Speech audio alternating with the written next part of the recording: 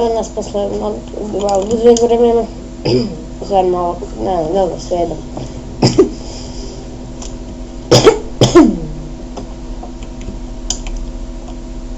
Ovdje sam napravila ranč mali, životinjice, ovo sam onda, dole sam počeo rudnik, mislim da se primijeti, ne primjećuje se,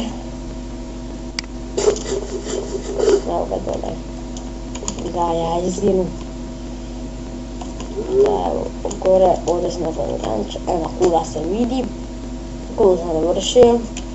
Ako mislite da sam koristio game mod, pogledajte.